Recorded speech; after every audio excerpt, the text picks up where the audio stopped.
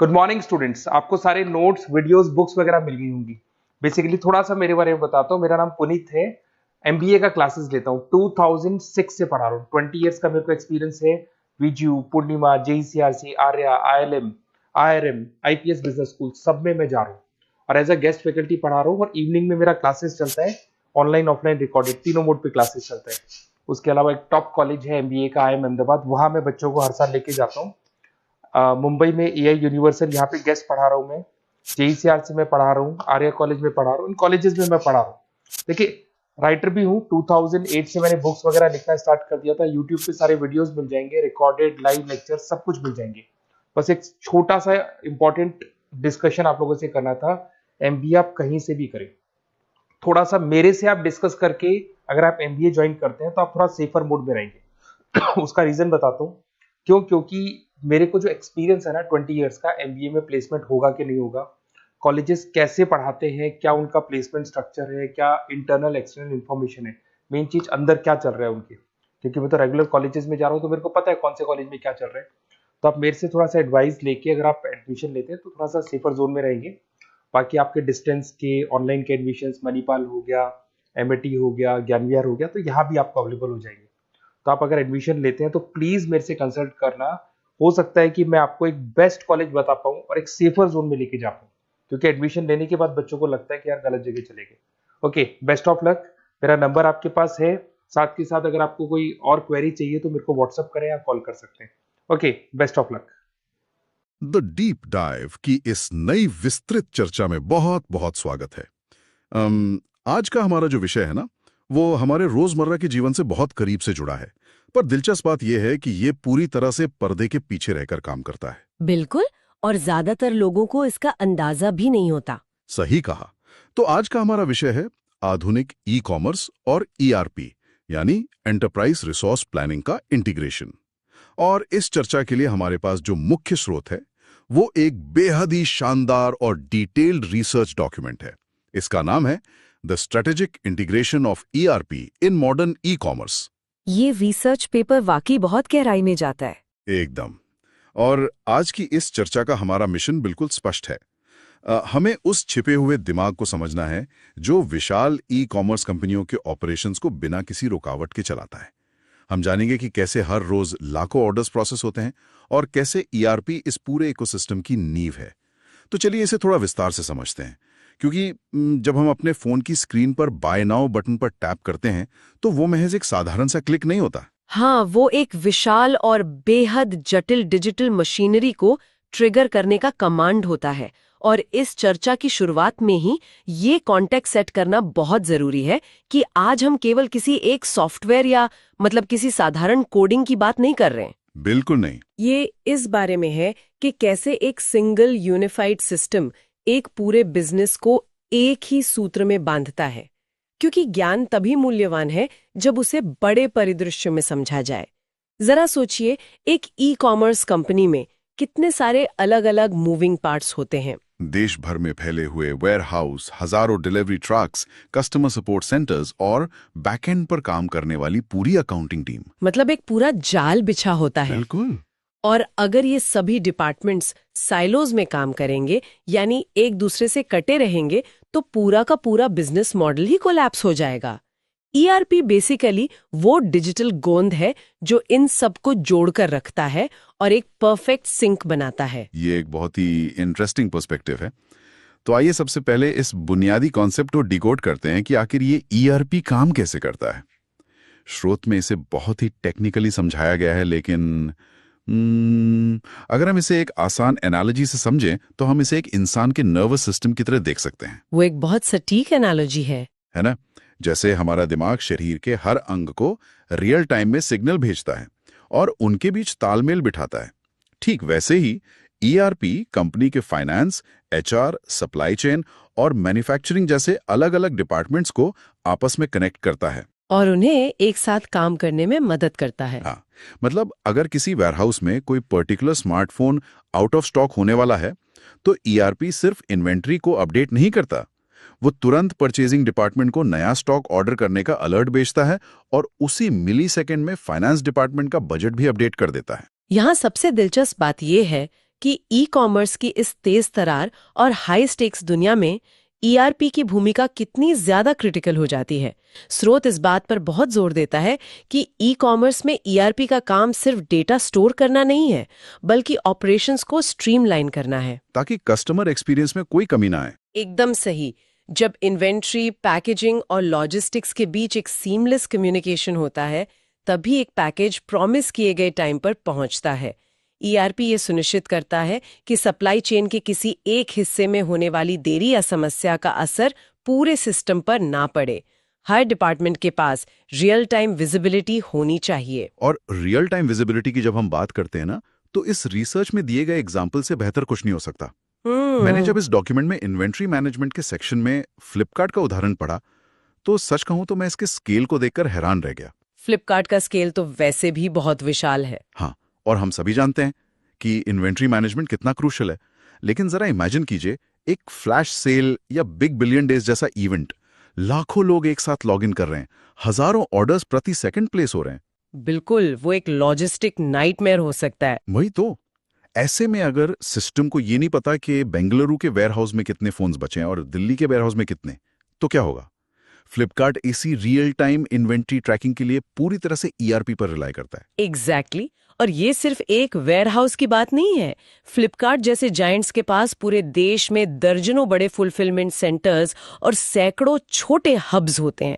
ERP system लगातार इन सभी locations का डेटा एनालाइज करता रहता है। मतलब वो हर सेकंड डेटा रिफ्रेश कर रहा है। हाँ, और अगर कोई प्रोडक्ट किसी एक लोकेशन पर तेजी से बिक रहा है, तो सिस्टम ऑटोमेटिकली दूसरे नजदीकी वेयरहाउस से स्टॉक को रीरूट करने का डिसीजन ले सकता है।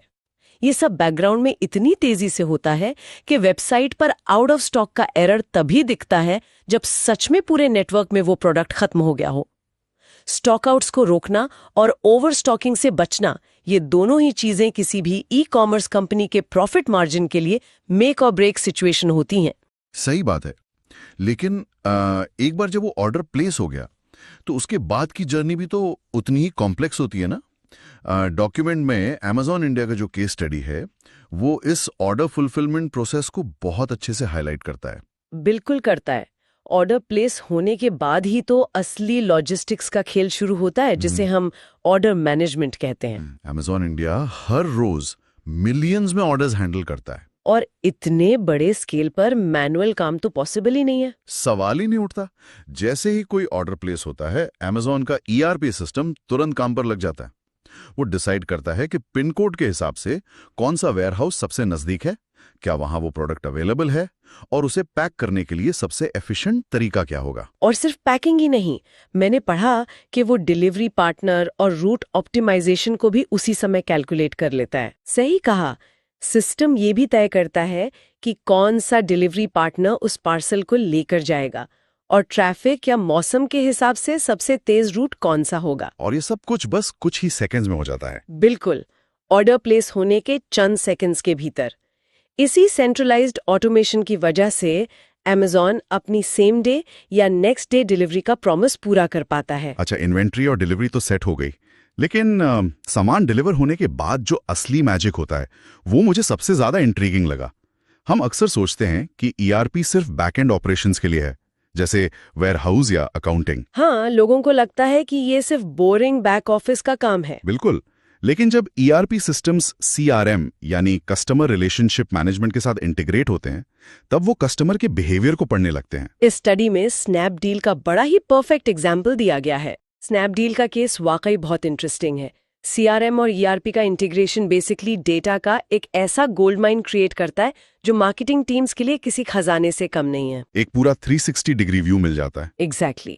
जब ये दोनों सिस्टम्स आपस में बात करते हैं, तो कंपनी के पास कस्टमर का पूरा इतिहास होता है।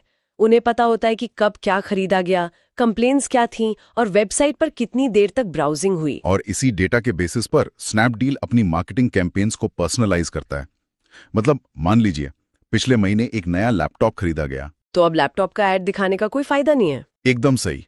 ईआरपी सीआरएम इंटीग्रेशन ये समझ जाता है कि अब दोबारा लैपटॉप का ऐड दिखाने का कोई मतलब नहीं है।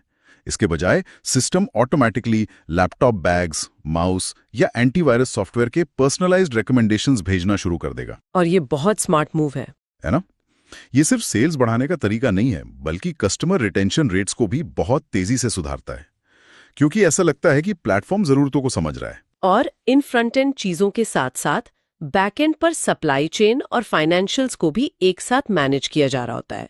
अगर हम सप्लाई चेन की बात करें तो इस पेपर में ग्रोफर्स का जिक्र है, जिसे अब ब्लिंकिट के नाम से भी जाना जाता है। ग्रोफर्स का मॉडल तो मुझे ई कॉमर्स के सबसे मुश्किल मॉडल्स में से एक लगता है। बिल्कुल, क्योंकि वे ग्रोसरीज और पेरिशेबल गुड्स में डील करते हैं, जो सामान जल्दी खराब हो सकता है। यहाँ ईआरपी सप्लाई चेन में end to end visibility provide करता है। मतलब खेत या सप्लायर से लेकर घर तक? हाँ, इसका मतलब है कि सप्लायर से ताज़ा सब्जियां या डेयरी प्रोडक्ट्स निकलने से लेकर दरवाजे तक पहुंचने की पूरी जर्नी ट्रैक होती है। ये तो बहुत क्रिटिकल है, क्योंकि अगर एक भी कंसाइनमेंट लेट हुआ तो पूरा का पूरा स्टॉक खराब हो सकता है। एग्जैक्टली। ईआरपी सिस्टम लॉजिस्टिक्स को इस तरह ऑप्टिमाइज करता है कि ट्रांजिट या पारगमन का समय कम से कम हो। और वहीं दूसरी तरफ जब हम इतने सारे ट्रांजैक्शंस की बात करते हैं तो फाइनेंस मैनेजमेंट एक अलग ही लेवल का चैलेंज बन जाता है। और यहीं पर मिंत्रा का एग्जाम्पल पिक्चर में आता है। फैशन ई कॉमर्स जो कि बहुत ही डायनामिक है। हाँ, मिंत्रा जैसी बड़ी कंपनी में रोजाना लाखों माइक्रो ट्रांजैक्शंस होते हैं। कोई कपड़े रिटर्न कर रहा है, किसी का रिफंड प्रोसेस हो रहा है, कहीं कोई प्रोमो कोड या डिस्काउंट अप्लाई हो रहा है। और फैशन में रिटर्न्स तो बहुत ही कॉमन है। वही तो, अगर इन सब के लिए इनवॉइसिंग और बिलिंग को अलग अलग सिस्टम्स में या मैनुअली मैनेज किया जाए तो अकाउंटिंग में इतनी गलतियां होंगी कि ऑडिट करना नामुमकिन हो जाएगा। सिस्टम कोलैप्स हो जाएगा। बिल्कुल। ईआरपी इन सभी फाइनेंशियल वर्क्स को पूरी तरह से ऑटोमेट कर देता है।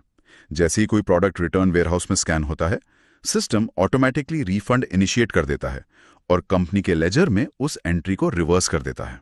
इस पूरी डिस्कशन से हम उन 4 मेजर बेनिफिट्स को बहुत क्लियरली देख सकते हैं जो रिसर्चर्स ने अपने पेपर में पॉइंट आउट किए हैं।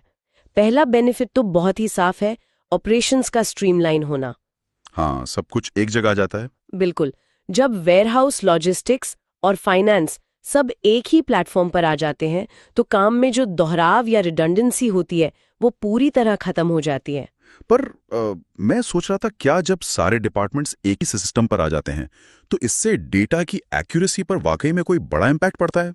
मेरा मतलब है, सिस्टम जितना बड़ा होगा गलतियों के चांस भी तो उतने बढ़ने चाहिए ना। ये एक बहुत ही वैलिड पॉइंट है, लेकिन ईआरपी का कोर आर्किटेक्चर ही इसी सिद्धांत पर बना है, जिसे हम सिंगल सोर्स ऑफ ट्रूथ कहते हैं।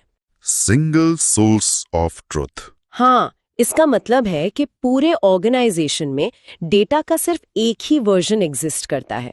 अगर सेल्स टीम के पास कोई डेटा है तो फाइनेंस टीम भी उसी सेम डेटा को देख रही है, कोई मिसमैच नहीं होता। अच्छा, तो मतलब कंफ्यूजन की कोई गुंजाइश नहीं है? बिल्कुल नहीं।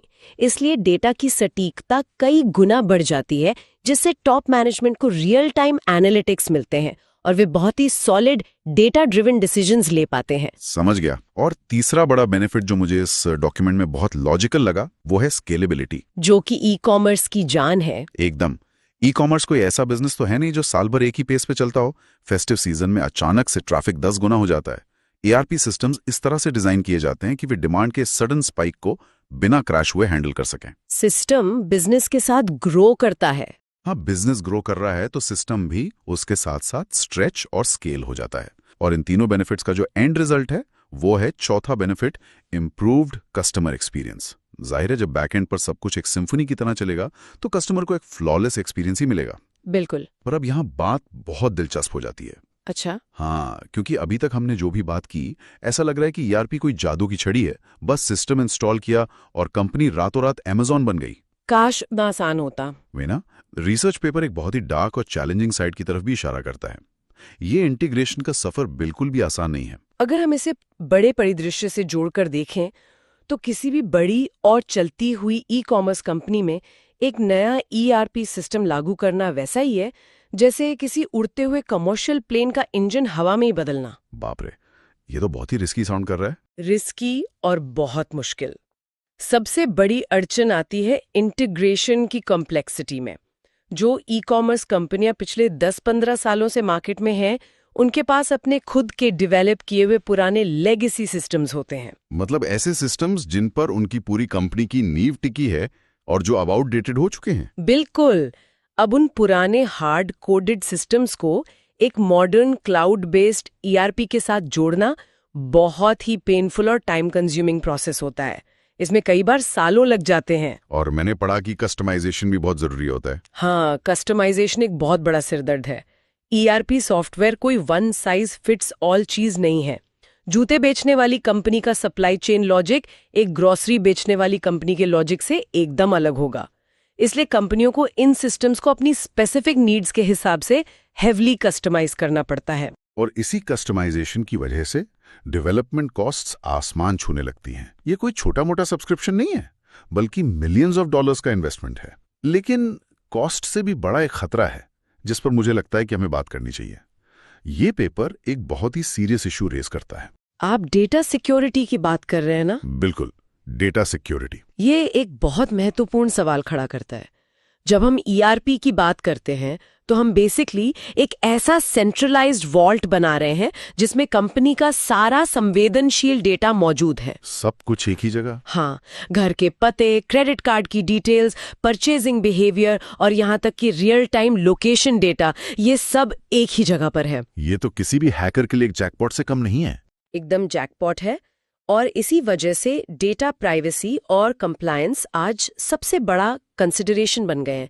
इस डॉक्यूमेंट में विशेष रूप से जीडीपीआर, जो कि यूरोपियन यूनियन का बहुत ही सख्त डेटा प्रोटेक्शन रेगुलेशन है, और भारत के पर्सनल डेटा प्रोटेक्शन बिल का जिक्र किया गया है। और यहाँ श्रोताओं के लिए ये क्लियर करना बहुत जरूरी है कि हम यहाँ इन पॉलिसीज के पॉलिटिकल या आइडियोलॉजिकल पहलुओं पर कोई स्टैंड नहीं ले रहे हैं। बिल्कुल नहीं, हम केवल जो स्रोत में लिखा है उसी को रिपोर्ट कर रहे हैं। हाँ, हम विशुद्ध रूप से एक टेक्निकल कंप्लायंस के नजरिए से बात कर रहे हैं। सही कहा।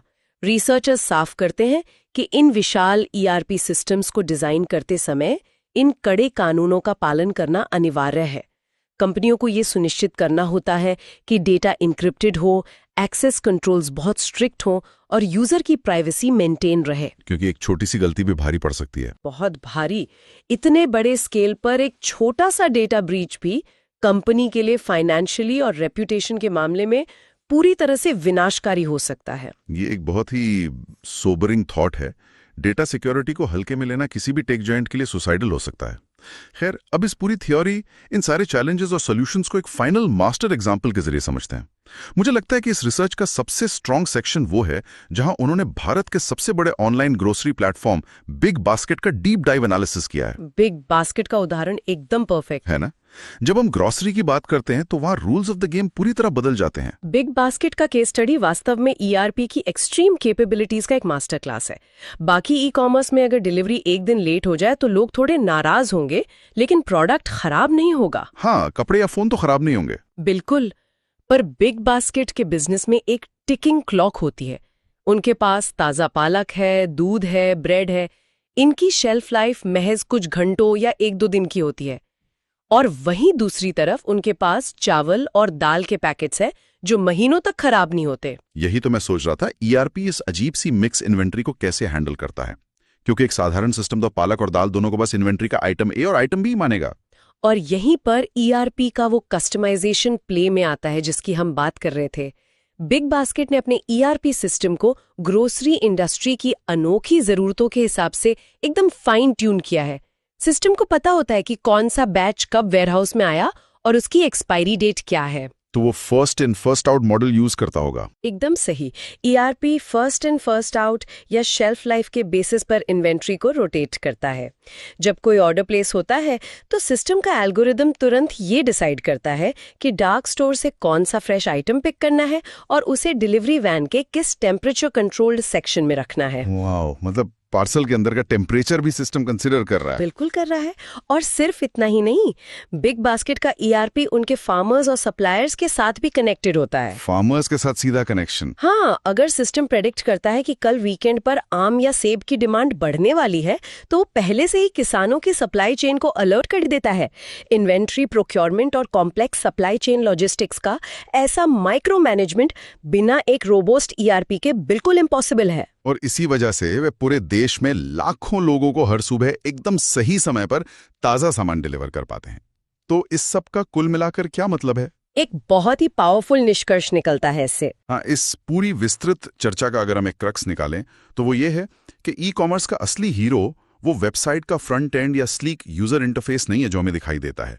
असली हीरो वो इनविजिबल बैकबोन है, वो ईआरपी सिस्टम है जो इन्वेंट्री से लेकर डिलीवरी और फाइनेंस से लेकर डेटा तक हर चीज को एक सिंगल धागे में पिरो कर रखता है। ये एक ऐसा डिजिटल नर्वस सिस्टम है जिसके बिना ई कॉमर्स का ये विशाल साम्राज्य एक दिन भी नहीं टिक सकता।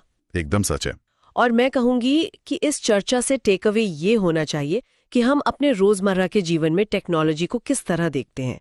हम अक्सर बहुत आसानी से मान लेते हैं कि हमने बटन दबाया और सामान दरवाजे पर आ गया। हम उसे ग्रांटेड ले लेते हैं। बिल्कुल। लेकिन अगली बार जब कोई भी पैकेज बिना किसी झंझट के सही सलामत हाथों में पहुंचे तो जरा रुककर उस जटिल और अदृश्य नेटवर्क के बारे में सोचना चाहिए। उस ईआरपी सिस्टम को याद करना चाहिए जो उस एक छोटे से बॉक्स को सही समय पर डिलीवर करने के लिए बैकग्राउंड में लाखों डेटा पॉइंट्स और कैलकुलेशंस को प्रोसेस कर रहा था। ज्ञान तभी उपयोगी है जब हम अपने आसपास की दुनिया को बेहतर ढंग से समझ सकें। बिल्कुल। टेक्नोलॉजी का असली एप्रिसिएशन तभी होता है जब हम उसके पीछे के वर्किंग को समझते हैं। अब इस चर्चा को रैप अप करते हुए हम एक ऐसा थॉट एक्सपेरिमेंट छोड़कर जाना चाहते हैं जो सोचने पे मजबूर कर दे। एक बहुत ही जरूरी सवाल है। हाँ, हमने देखा कि ये ईआरपी सिस्टम्स कितने पावरफुल हैं, लेकिन जैसे जैसे 10 मिनट डिलीवरी और हाइपर लोकल ई कॉमर्स का ट्रेंड बढ़ रहा है, ये सिस्टम्स और भी ज्यादा डेटा के भूखे होते जा रहे हैं। और यही सबसे बड़ा सवाल है। जब ये ई कॉमर्स जायंट्स भविष्य में और तेजी से स्केल करेंगे और उनका विस्तार होगा तो वे जीडीपीआर और भारत के डेटा संरक्षण बिल जैसे सख्त कानूनों के बीच अपने इस भारी भरकम लेगेसी इंफ्रास्ट्रक्चर और जटिल इंटीग्रेशन को कैसे मैनेज करेंगे। और क्या इतने विशाल स्तर पर विस्तार करते हुए नियमों के तहत डेटा सुरक्षा सुनिश्चित करना इन कंपनियों के लिए सबसे बड़ी परीक्षा नहीं बन जाएगा? शायद उससे भी बड़ा सवाल हम सभी के लिए ये है, क्या हम एक ताज़ा ब्रेड या एक नया फोन महज कुछ मिनटों में दरवाजे पर पाने की इस अल्टीमेट कन्वीनियंस के बदले में अनजाने में ही अपनी पूरी डिजिटल प्राइवेसी और अपने बिहेवियरल डेटा का एक्सेस इन विशाल सिस्टम्स को सौंपते जा रहे हैं? क्या सुविधा और प्राइवेसी के बीच का ये ट्रेड ऑफ वाकई में वर्थ इट है? इस सवाल पर खुद विचार कीजिएगा। आज के इस विस्तृत चर्चा में हमारे साथ गहराई तक जाने के लिए बहुत बहुत धन्यवाद। हम फिर लौटेंगे एक नए टॉपिक और एक नई इंसाइट के साथ। तब तक के लिए सवाल पूछते रहिए और एक्सप्लोर करते रहिए।